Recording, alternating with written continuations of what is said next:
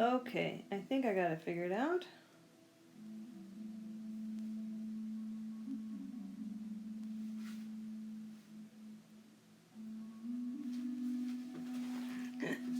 There we go. Sorry about that. I was actually in the wrong account. That would be why. So, hi, Claudia. Good to see you. When you haven't done this in a few days, it's like, what? How did I do this again? Oh my goodness. So, hi, Elizabeth. Good to see you. Hi there. Oh, I'm glad you guys decided to join today. Alrighty. Well, oh, hi. Good to see you. Yes, Claudia. I enjoy seeing all of your postings and everything else. So I know it feels like it's been forever since I've been back on the feed. So I don't know. I hope everyone's doing well. I feel a little anxious today, a little bit of anxiety. I think because when I saw the posting about they're extending our online delivery of classes till the end of spring.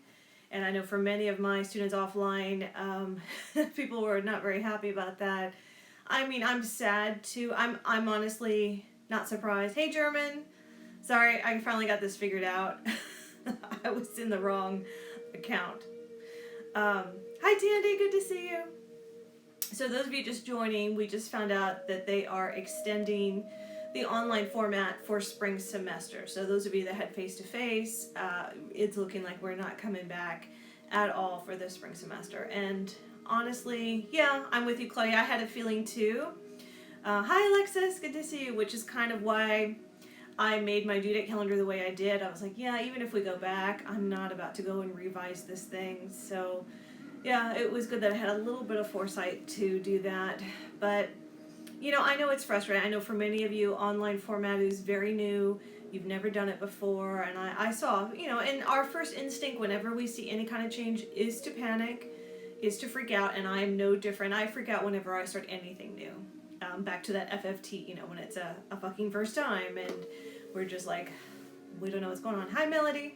Melody, have they said anything about the high schools extending? Because Richland is extending theirs online to the end of our semester. But I know for high schools it's a little bit longer. I haven't heard anything from my teenagers' school district either. But, right now we have the stay-at-home order until, end of April. Oh, you're in Mexico right now. Oh, Elizabeth, I hope you're staying safe. I hope it's not getting as bad. See, I'm getting so worried. I see all these other countries, and I shared with some people in the group about Ecuador, how they are, so overwhelmed, and people are just having loved ones die at home, and no one is coming to pick up the bodies. All right, so Melody says there's no date yet. Just continue online classes. Yeah, we're all in this. Oh, a lot of vandalism and robberies. Yeah, that's been my big worry as well. There's been some robberies on Harry Hines. My boyfriend goes up there to check the shop every day or every couple of days. The homeless in Dallas has really been on the rise lately. So, I was seeing a lot of panhandlers, but lately haven't really seen them around. So, yeah, well, you hang in there. You stay safe, Elizabeth. Are you going to be able to come home, or are you just staying there for the duration? I would assume you won't be able to go. Yeah. People are getting desperate and they are getting scared, and I just think about people who just don't have a lot of resources. Did the government prepare at all? Well, it's when I saw a lot of criticism on CNN about our preparedness. We always have reserves, so we do have things in place, but we didn't mobilize fast enough. So things like, for example, ventilators. We had things, in backlog in storage. It's now trying to get those things to the necessary hospitals. And what I'm seeing is just a lot of states now are fighting for who gets priority. Well, obviously right now New York City needs a lot of priority, but other states that waited longer to do the shelter in place, now their numbers are starting to rise. So it's like New York is about to hit their peak, and then they'll go on the decline. But that means places like Dallas and New Orleans and possibly Florida, their peaks are probably going to be during the summer. So, we are just in such a level of uncertainty. And, to be honest, I'm supposed to go to a conference in August. And now I'm like, maybe I need to reconsider that, because if we still haven't hit our peak by end of April? Or even if we do, what about that state that I'm supposed to go to? You know, so there is some genuine concern, and there is a lot of criticism about how prepared we are. The good thing is at least companies are starting to manufacture more masks and make more ventilators. But again, it's like trying to stem a hemorrhage with one little Band-Aid. You know, it's going to take time for all those things to make it to hospitals and for them to get back to, you know, get caught up. Even all of the testing, that is going to take time as well. So, hi Martha. Hi Sonia, good to see you guys. Chris, hi, good to see you. Sonia, I have not had a chance to make any masks yet. I know your mom was asking for some. I will hopefully get a chance to make some maybe later on today or tomorrow. I just spent all weekend just trying to catch up on grading. Okay. What about the economy? Yeah, I honestly, Nadia, I think the economy is going to take a hit. And we really don't know what that looks like. We've been through recessions before, and as a history professor, I can certainly attest to that. We have better things in place than like the Great Depression, but it's going to be. I started making some. Okay, good, Sonia. She started making some masks, but you know the scope of this, it's kind of going to be like a trickling effect. So the biggest thing right now is how long we have to shelter in place and how long before we can reopen businesses. I think for many small businesses, they've had to rethink their business model. I know even for my boyfriend, he's at least doing online orders for his customers. It's not a lot, but it's better than nothing. And he's trying to do the small business loan. But again, everything is just overwhelmed. So you try and call the unemployment, like Texas Work Commission, they're overwhelmed. You try and submit paperwork for your loan, they're overwhelmed. So it's kind of all of us panicking at the same time, all of us trying to be proactive, and that is just shutting everything. So I know it's hard to not be frustrated by those things, not be overwhelmed by them. But like I said, I thought we'd talk about a little bit today about, you know, just some updates and talk a little bit about perspective and a couple of new things that I wanted to share with you, something called Savoring, and then of course ending and talking more about gratitude. Just know that there are a lot more questions than answers at this point with everything. We're taking everything day by day, you know, and there's also, of course, lots of rumors. So, for example, I know right now, spring semester is going to be online only. Summer classes, they haven't made an official decision, but I also know that nothing is guaranteed, and more than likely it will be online only as well. They may want to wait because there could be a second wave of things. Some faculty have even been talking about possibly fall being online only. But again, that's so far ahead in the future, we don't know. But I think we have to pull back on perspective and let's just deal with the next, 7 weeks left. Let's take it one day at a time. I know for many of you, online is not ideal, and I cannot even imagine trying to do a math class online or a chemistry lab. Now, I'll send this out via email as well, but the chancellor did say that they are going to extend the drop date, I think up through early May, and that you still can get a full refund. So again, taking some perspective, is this the best time to be taking so many classes, or do you maybe try and drop the ones that the online format wasn't working for you, and maybe try and come back when we are back on campus and try and save some of that money? Or, you know, do you, like Mom's made a great suggestion, maybe you've come this far, we're halfway through the semester, do we push forward? Okay, and I know it may not be the prettiest grade in the world, it may not be the best way of going about it, but it is a way through, and I know for a lot of you, I'm assuming that doing the online really is a good distractor for the day. I know that I posted it on my personal Facebook. A lot of my friends are bored at home and they're doing silly, crazy stuff. Maybe you are as well. But I don't have that luxury. I've been so busy. I don't even have time to be bored. All I have time is to sit down and watch Tiger King, which we finished yesterday, and my mind is still processing all of that. So I can only take smaller breaks. So I don't know. Like I said, we can only deal with what's right in front of us at this moment. So you need to decide for yourself, can you handle finishing the rest of the online? I had asked some of my students offline, because many people take online classes, and I have as many face-to-face, I have just as many online. And many of my online students really love the online format. And so I asked for their advice and suggestions. And I'm going to share with you mine. My favorite about teaching online, I get to grade in my pajamas. I mean, that's not a bad thing, right? I can get up and I can set my own hours. I can set my own day. That's why I said from, 3 to 5, that's when I am probably the most awake and I can check email and respond to questions. But one of the students recommended, I think it was Daphne. I certainly want to give credit where credit is due. And, she talked about, it's about, you really learn about self-motivation, right? And persistence. And so if you are truly wanting that degree and you're truly want to move through your coursework and get to the next semester, then you have to find that internal drive to push yourself forward and say, okay, I don't know what's going to happen in the future, but I know this week I have X amount of assignments due, and I'm going to take one step at a time. And if it means having to watch an extra video to understand the concept, if it means emailing your professor, if it means trying the online tutoring, all you can do is give it a go and see how you do. And you now know that you have until early May to decide if you need to drop the class. So I would say use the drop opportunity as like the last resort. If by end of April and you start getting more grades in and you get more familiar with the online format, you're like, yeah, no, it's still not for me, then use that as your final out, okay, if you need it. What I like is the chancellor said that it won't count against your 6 drops. Remember, you're limited to 6 drops in your academic career, and it'll just go as a W, so it'll protect your GPA. So I think if anything, this is your opportunity really to try and embrace online learning. It's a little bit different format, and remember we've talked about last week about FFTs, fucking first times. First time of anything is going to be awkward, is going to be weird, but after a while you normalize and you figure things out. Okay, I know like for Tandy and some of my other students, I'm sure when they saw my review sheet on my revised syllabus, they're like, oh my God, what do we have to do now?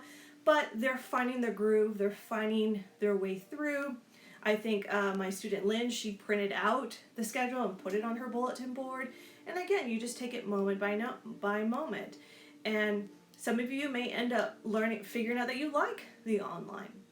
I know a lot of my introvert students really like it. And in fact, I get to hear more from my introverted students than I do in class, because in class, all of the extroverts are fighting for attention. Hi, Daphne, I was just talking about you and sharing your advice for the online learning. So yeah, and see, even Tandy, and I know, and not to put Tandy on the spot, but I know in the beginning she was scared, she was new to technology, but again, as long as she didn't give up and she kept trying, now it's becoming a little bit more normalized, and now she's getting more used to the format, and that's all we can really do. I love Mont says set alarms every day. Absolutely. I do the same thing for my study times, for my grading times, when I need to record lectures. And it does make a difference. You kind of have to chunk up your day, but it does. At the end of the day, it really is about that self-accountability, and it has to be that internal drive. And if it helps, think about what the end result is. The goal is to get you to that degree. The goal is to get you to university. The goal is to help you in your professional career. And I know for many of you, some students are wanting to be nurses, and I'm sure right now they're frustrated that, they could be on the front lines helping people, and yet they're going to get the skills for that. I miss my classmates. Yeah, I mean, it can get boring. Again, it just depends on the format, but you have to find ways to kind of jazz it up, make it interesting, maybe even what I've learned as a graduate student, because trust me, I have sat through many a boring lecture. You have to learn how to chunk stuff down. So if you're having to watch like an hour lecture and it's just so dull, watch it for 15 minutes and then take a break and then go do something else and then come back later in the day or the next day. Oh, I know, I miss you too, Tandy, I really do. And I hope, I've started doing my audio lectures, so I hope that's at least a little bit more engaging. And you know what, I'll be honest, not every faculty member is the best at online.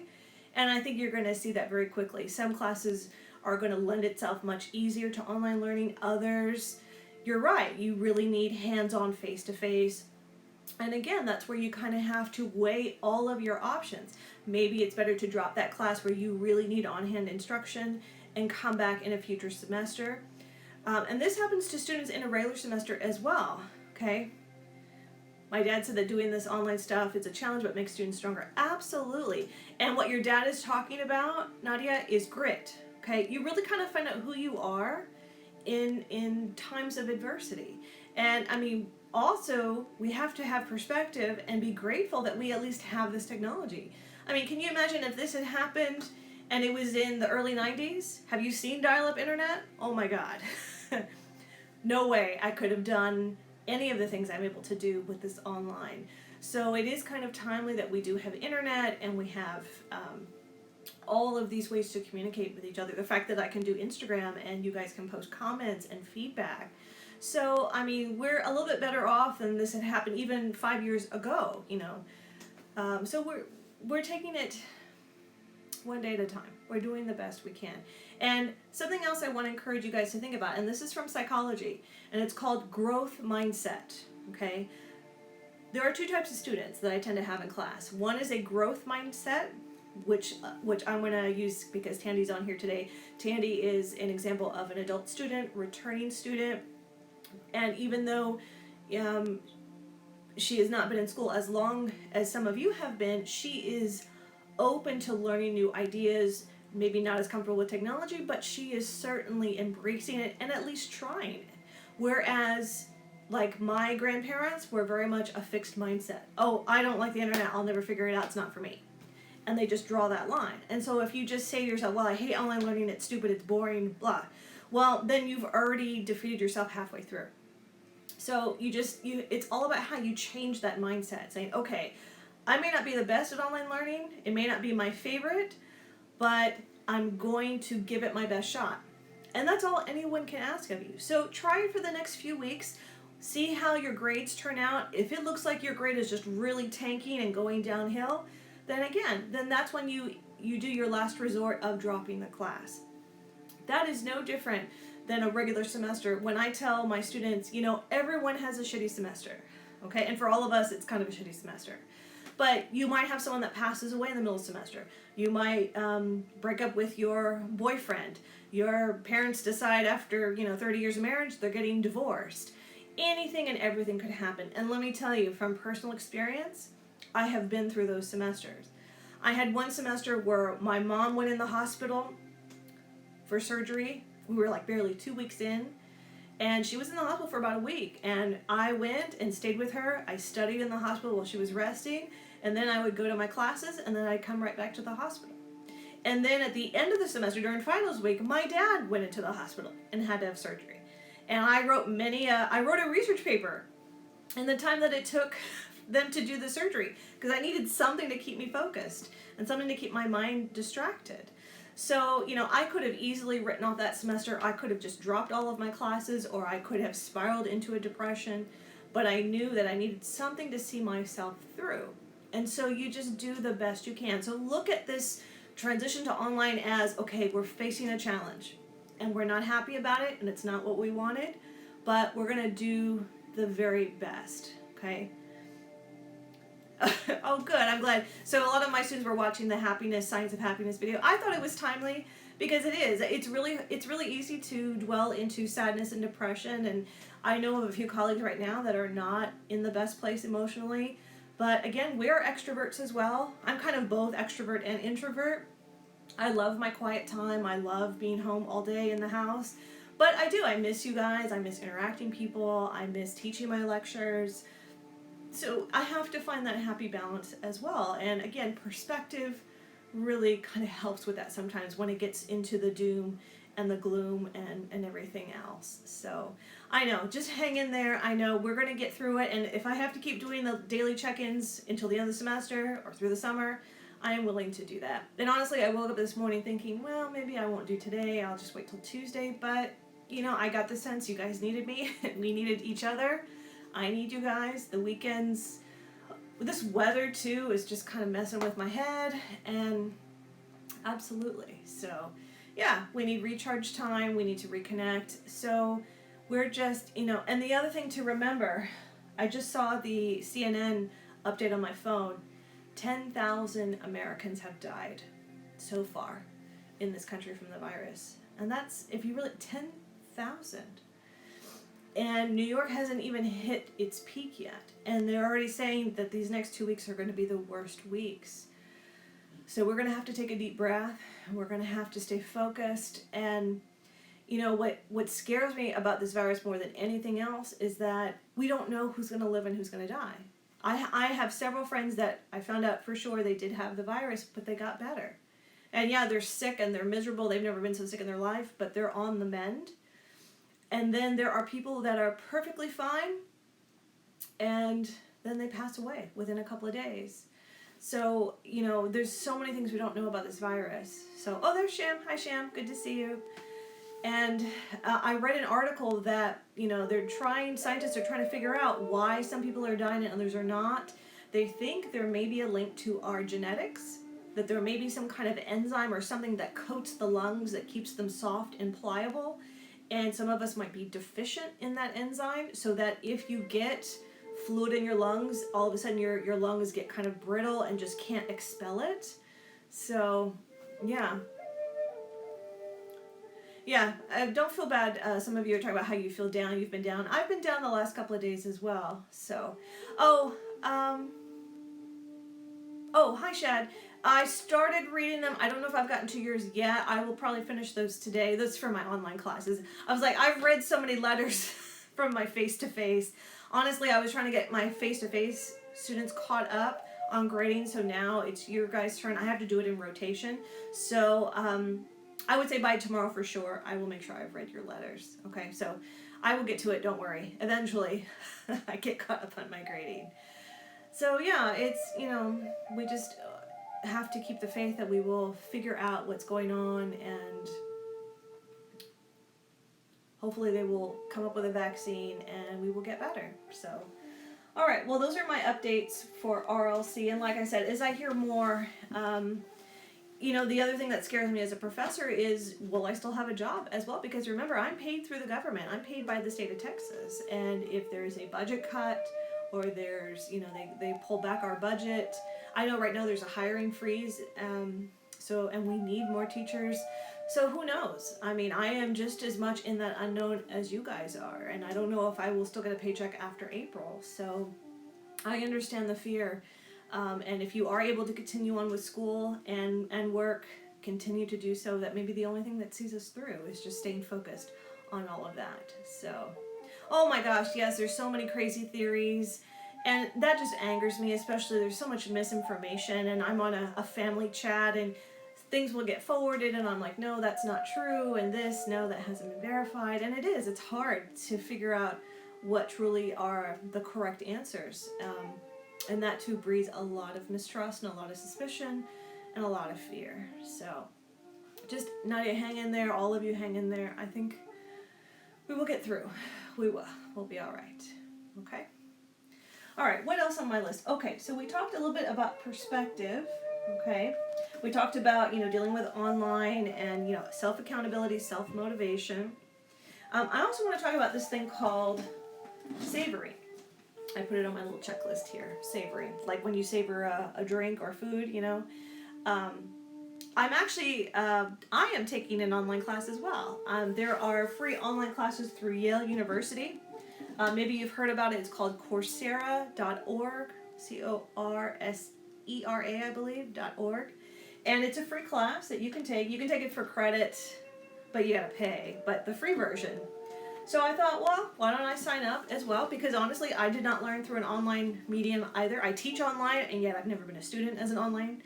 So I was curious about it as well. And I'm taking the Yale class called The Science of Well-Being. So that happiness lecture, that's what led me to that. So Yale University has a class, and it's the most popular class at Yale, about the science of well-being. Oh, Alexis is taking it as well. Wonderful. Yeah, and if you get a chance, I know right now you guys have so much on your plate with school, but maybe in the summer, or if you have free time, you can sign up at any time. It's 4 or 5 week course or something like that, maybe longer, I don't know. And so I have to carve out a little bit of time on the weekends to work on it. And it's not really labor intensive. You watch videos, you take quizzes, things of that nature. And I'm learning so much because there's a whole new field now called positive psychology that is opening up, talking about how happiness and things connect to our brains and can kind of lend itself to why some people are more successful than others. So I find it fascinating. And as I've said before, I'm a lifelong student. I certainly don't need to earn another degree, but I have curiosity, and so I like these courses. I can take them at my leisure. And so I learned from this week's lesson about savoring, okay, and I wrote down some notes, okay. So savoring is the act of stepping outside of an experience to review it and appreciate it, okay. So like when you savor a good cup of coffee, or you savor a really good piece of food or something, you kind of let it linger on your tongue, you kind of really kind of truly embrace it. And so a lot of times we don't live in the moment enough, and we don't know how to savor that moment, okay. And so savoring is, while you're having that experience, you take a moment to kind of step outside of yourself to really look at that experience and really enjoy it, okay. So what the professor says, she says that savoring intensifies and lengthens positive emotions, okay. Hold on, my music got louder for a second, hold on. Hey Google, lower volume. It's trying to talk over me. Okay. So, for example, I thought about the Mark Anthony concert that I went to about a month ago. Oh my God. And I have a lot of friends that love to take video, and I always get annoyed when people take video because you're not living in the moment. You're recording it, yeah, so you can watch it later. And to be fair, I did record some video, but I didn't do it the whole time. I saw some people with their phones up the entire time, and they're watching the concert through their phone. And I'm like, that's not savoring the experience. So I had to be mindful to put my phone down, really listen to the music. I made sure I focused on the musicians. I listened to the audience. I heard the cheering. I was dancing. And you kind of step outside of yourself and look at yourself. And honestly, that's how you make positive memories for yourself. And so now when I think about the Mark Anthony concert, I think about all those positive things, like us going to dinner and laughing about seeing all of the 50-year-old women in halter tops, and you're just like, oh my God, what is it about Latina women when they're older? They wear some slutty outfits. It's crazy. I'm like, I saw half of my aunts out there because I know they would be dressed the same way. I'm just like, why are you dressing like that? You're not 22 anymore. But those are the moments that you have to kind of focus on, and you make a memory and you savor it, okay? So the professor, and I can't think of the professor's name right now, but she recommends you pick one experience to truly savor each day. Okay, so think about, maybe it's taking a nice shower, a nice long shower. Maybe it's having a delicious meal tonight. Maybe it's taking a walk around your neighborhood. But really, like, enjoy the moment. Really pay attention to the details. And then take a moment to kind of step outside of that experience and kind of review it. Like, here I am in this moment, enjoying this walk or eating this meal, and I'm paying attention to all of those details. And when you kind of savor and you reflect on it, you'd be amazed. It really kind of helps lift your spirit. You feel a little bit more kind of focused. I did that this morning. I actually savored cleaning my bathroom. I know, it sounds crazy, but I love to organize. And when things get too crazy and I'm real stressed, I start to clean. And so after I saw the announcement about online and saw people were panicking, I'm like, I need to do something that I can focus on in the moment and really appreciate that I have a home, that I have cleaning products, that I can clean every single brush and jar and wipe everything down, and just really appreciating the fact that my mom is the one who taught me how to clean really well. Oh, hi, Professor Joan, good to see you. And so really savoring the fact that I have this ability to organize and clean a space, and now when I go into that bathroom, I feel a little bit more kind of lighter because I have taken that moment to savor.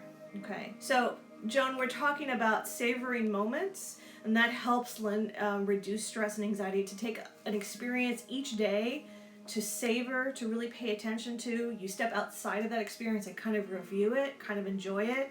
I was sharing with them our Mark Anthony concert, and how after a while, I take a moment to really appreciate where I was in that moment, seeing the performances, seeing us dancing and having fun, and that those are the memories that are positive, that stay with me, okay? And so, challenge yourself to do one experience where you savor something each and every day, Okay, and I think that too might help, because right now I know everything going online and everybody panicking. Find something in your life that you can truly savor, whether it's spending time with your family, whether it's teasing a sibling, whether it's, playing with the dog, whatever that is, really savor that moment. Okay, because let's face it, that's really all we have right now are these small moments and present moments, and we need to enjoy them. Okay, all right.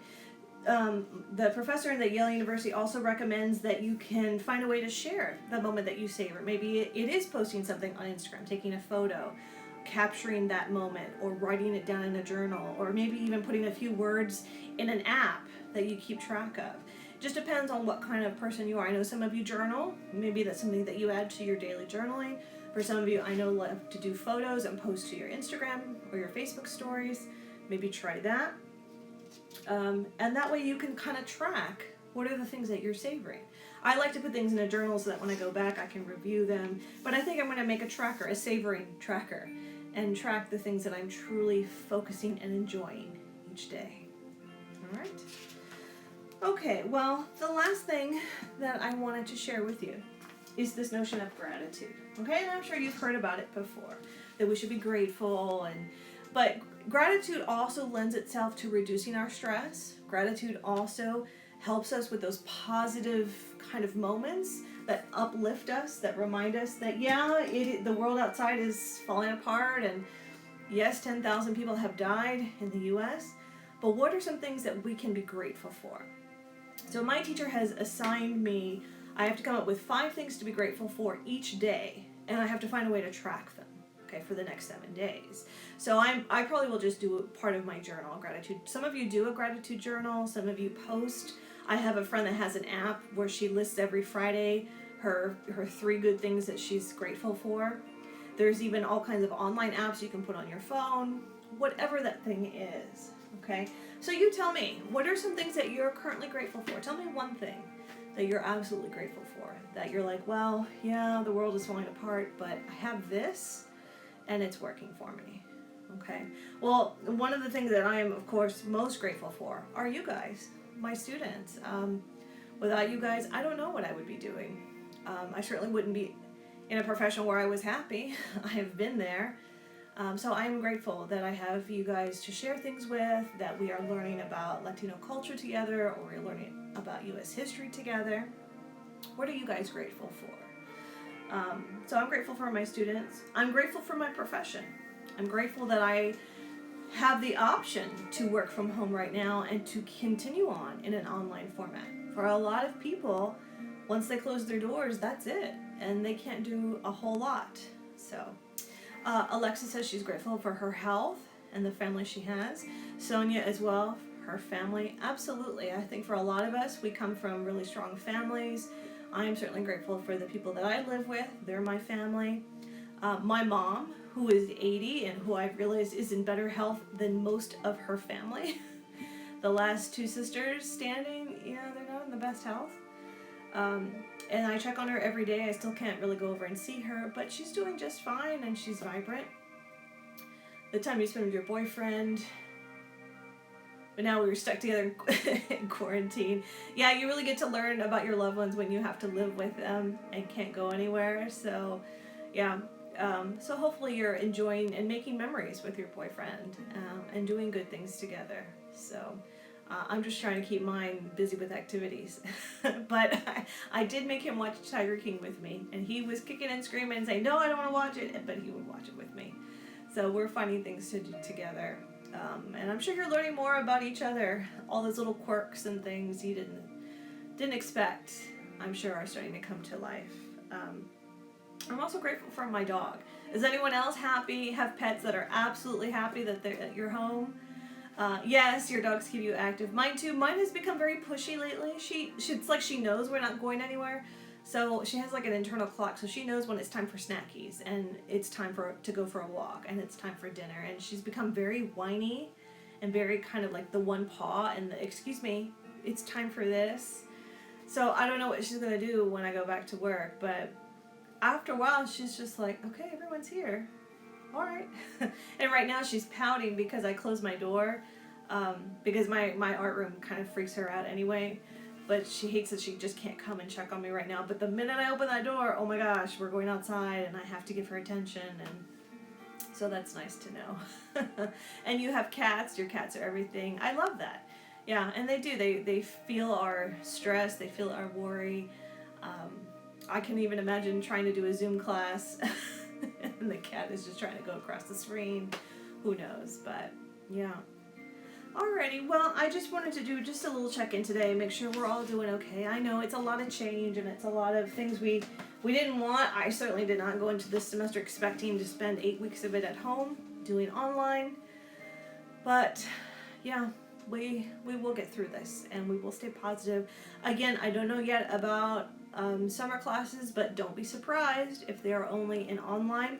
But you know what? Use that as an opportunity. And in the summer you can reduce it down to maybe one class for each summer semester, and try it that way. If you've never taken a history class, hey, take it with me. We have fun too. And then if not, then take a mental break, take a rest, and then in the fall, hopefully we'll be able to go back to some level of normalcy. I don't know what that's going to look like. Everything changes day by day. But as long as we have each other, and I'll keep doing the live check-ins, and we'll just go from there. All right. Well, let me end this session. Let's do a little bit of breathing activity because I certainly need it. And let's just kind of relax a little bit. So find a place where you're comfortable. I'll do a little bit of breathing activity with you, hopefully to help you de-stress. And then please promise me that later on today you'll go out, you'll find something that you can savor, really appreciate that moment, even if it's a small little thing. And that you will come up with a list of things that you are grateful for. And maybe make a meme or post it on your social media, write it in a journal, whatever it is that makes you feel comfortable, okay? And then on Tuesday, I'm going to do some Easter crafts. So I'm going to do some demos for you, some easy crafts that you guys can do at home because Easter's coming up. And it'll give me a reason to work on my Easter crafts. So I'll show you a couple of things on Tuesday. So if you want something fun and lighthearted, come join us on Tuesday. Wednesday, one of the ALIS officers is taking over the live feed. I believe it's German. He's our social chair historian. He's a jack of all trades. He does whatever we need. Okay. And thanks for the plug, Claudia, the history classes. And I miss you guys too. I really do. It's a shame that this has happened, but I also feel really close to you guys. So. And then on Thursday, we're going to have another person from the counseling services come and do the check-in. They're going to actually rotate the counselors. So they'll have a new person and probably some new activities. And then I've been promising to do a presentation about my famous grandfather. He was part of the group Trio Los Panchos. I will plan to do that on Friday. My mom was able to find some of the albums that I had saved. I have some memorabilia I can show you guys. So I'll get ready for that. And, let's get through the week. And yes, more grading is coming. I know my online students, you've been waiting very patiently, but I finally turned the corner and caught it with my face-to-face classes, so now I can go back to my flex term classes and give you guys some focus this week too. All right, and I'm still working on lectures. They're taking longer than I realized, but I'm enjoying them. They're fun. So again, I'm just taking it day by day. All right. Okay, so let's do some breathing and then go enjoy your day. Okay, so find a comfortable place to sit. All right. So go ahead and close your eyes. All right. And just kind of center your mind a little bit. Just kind of let all of that worry just kind of drift away. Think of your worry as sitting on like little boats and they're tied to the shore and you're just letting those boats kind of leave the shore. You're releasing the ropes and let the worries just kind of move further and further away from you. They're going out into the middle of the ocean. And yes, they're still there. Yes, we see them, but we're not going to let them take over our lives. Yes, we have concerns. Yes, everything is unknown. But we're going to savor this moment. We're going to be here today together. All right. So you can either keep your eyes closed or you can open them. I'm going to keep mine closed. And I'm going to put my hands together almost like in a namaste position. Okay. And I'm going to take in a deep inhale, and I'm going to make like a snoring sound through my nose, like a sniff. So we're going to breathe in. All right. Keep breathing. Hold that breath. And then exhale. Make the ha sound. Okay. Go ahead and breathe in again. All the way up to the top. Hold it, hold it, hold it. And then exhale.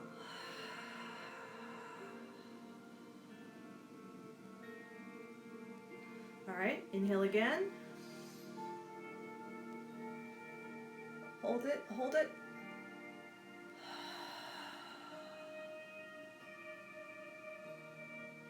Okay, let's do one more. Let's let this be the biggest breath of the day. Breathe in. Hold it, hold it, hold it. And release.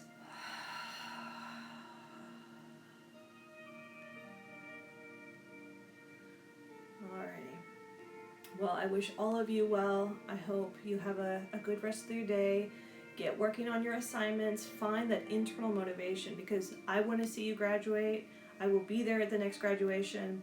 I want to see you succeed, and I want to see you become ALAS alumni so you can always come back. I will always be here for you. All right. Thank you for joining me today, and I will see you guys tomorrow. All right. Bye.